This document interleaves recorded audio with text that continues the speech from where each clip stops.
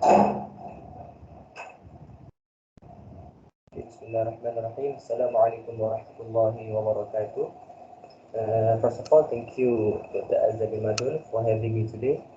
My name is Amirul and I would like to present my analysis of financial statements of Seng Industries Sdn Berhad. Okay, first of all, we will look at liquidity ratios for this company. For the current ratio, based on the current ratio, the company has a relatively poor liquidity ratio in 3 years, starting from 2018 till 2020. The current ratio shows over 1, which means the company can pay off all their short-term obligations and their debts because they have more current assets than their current liabilities, even though the company ratio is decreasing in 3 years. Anyway, in year 2018, the company has the best liquidity ratio. And next, we will look at the quick ratio of this company. We can see that Seng has a poor performance in paying existing company debt without involving inventory assets. This is because due to the increasing of liability rate for the year and the decrease in assets. As for the 3 years, it can be said that the company was in a bad position in managing its debts. And now we look at the asset management ratio for Seng Industries Sdn Berhad. Based on the chart, based on the research that I have made, it can be seen that Seng showed a relatively good performance in the beginning as the sales increasing in 2018 till 2019. As for year 2020, the performance is not quite good as the company total inventory increased compared to 2019 by 5.4 billion ringgit. In year 2018, the company has the best inventory turnover than in the year 2019 and 2020. And next, we will look at the days sales outstanding for the company.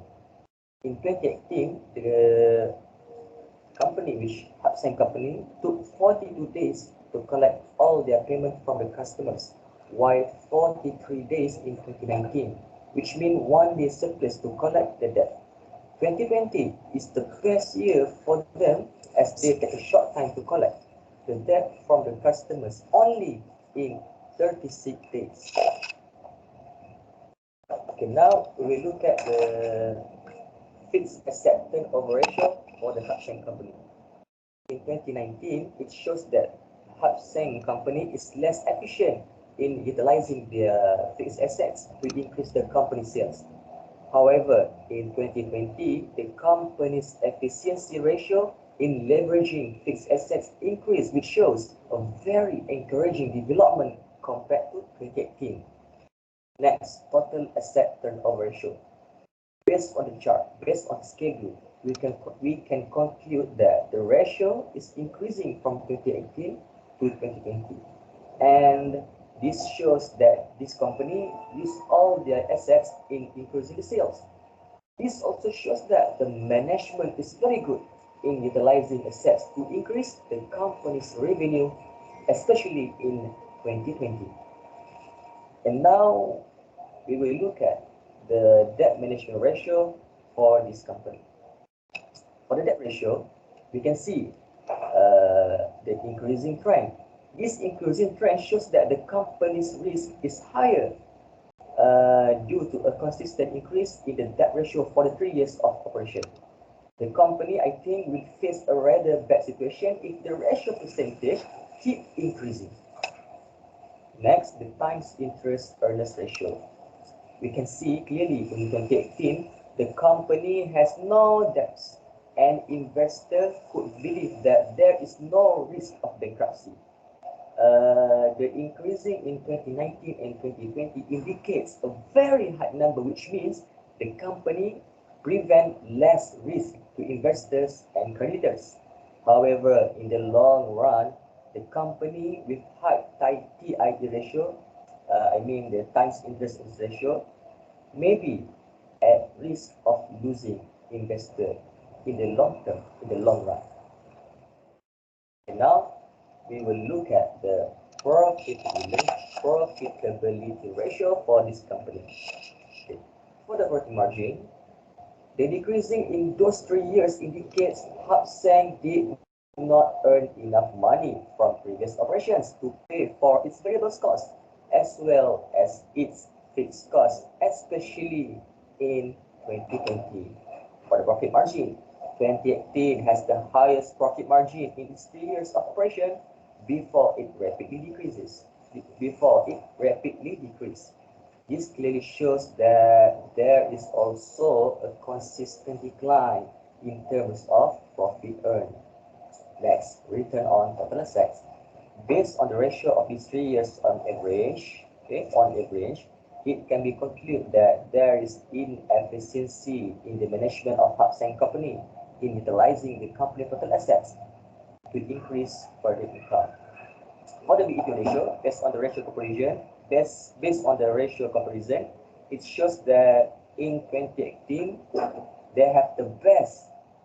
It's the best year for them to gain more attractive or more interest in investor, which means I can say that investor or the shareholder gain have more interested in 2018 compared to 2019 and 2020. The ROE ratio, for the return on community equity ROE ratio, we can see clearly that the company will be able to give more returns in 2020 than 2019 to shareholders, although it is decreasing in 2019. But it still does not affect the percentage of ROE by a large amount. Okay, now we look at the market value ratio.